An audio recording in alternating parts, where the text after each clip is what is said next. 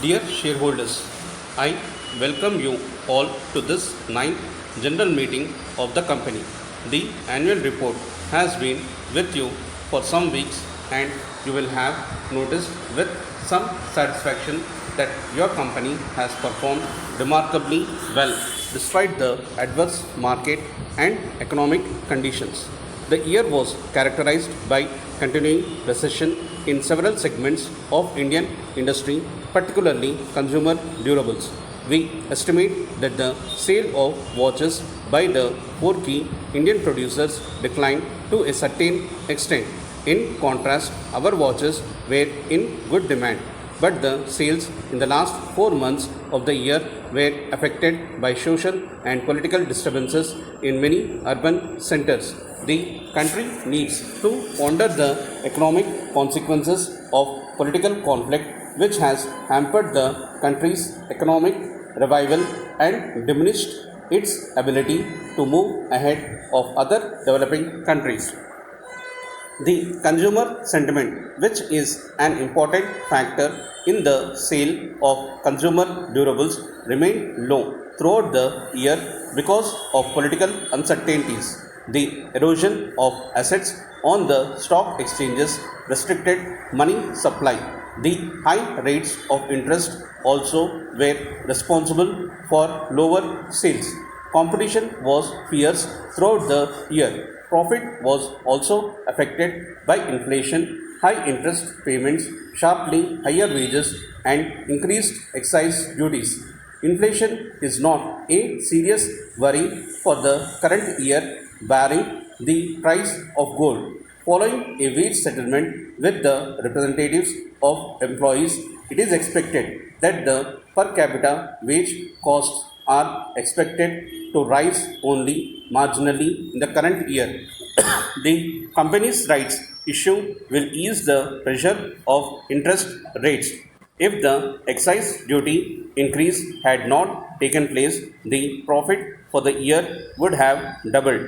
Because of highly competitive conditions, the company had to adopt a cautious approach to price increases. We now believe that we were more cautious than warranted and have therefore taken remedial action in the first quarter of this year, which should certainly reflect in the profit performance of the next year.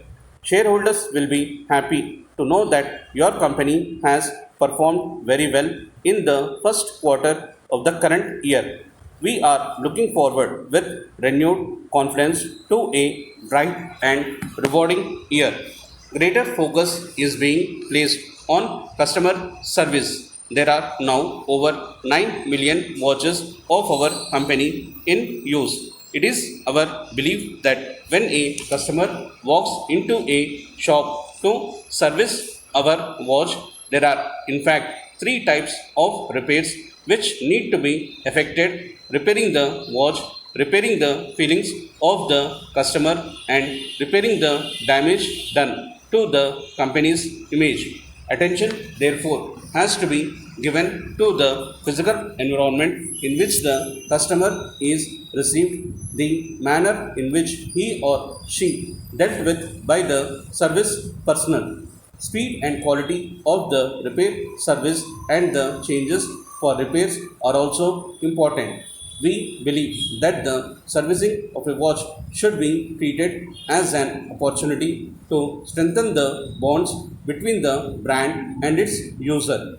Another great opportunity awaits your company in the area of fine jewelry. The world's biggest buyers are turning to Asian suppliers in search of lower prices and higher values. India has a large pool of human resources equipped with requisite skills and available at a fraction of the cost of counterparts in developed countries. It is this opportunity that we want to seize, bringing to the task the many skills which we have acquired in the business of making and selling watches. Next year is expected to be crucially important for companies' development.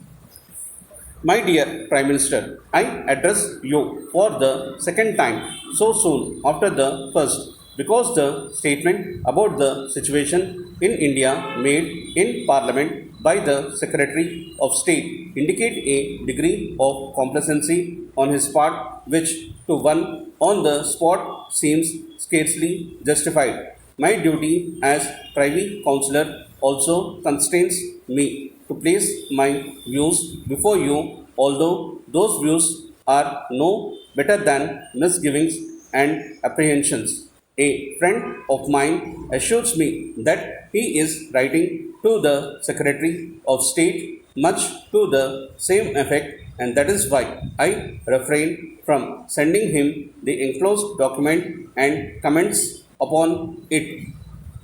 The document is an account of the doings of the police in my district, which is signed by well known citizens. I can vouch personally for the character and high standing in public life of many of them. If a public inquiry is refused and the government deny the facts in the Legislative Council, the likelihood is that 9 out of 10 intelligent persons would believe the version of the signatories without hesitation. I do not forget the difficulty of those that have to keep order. Non-violent civil disobedience is a novel method of agitation, and the public sympathy and attention which the agitators obtain put the authorities in an awkward position. But there are remedies. The one that the government have chosen is open to the gravest objections.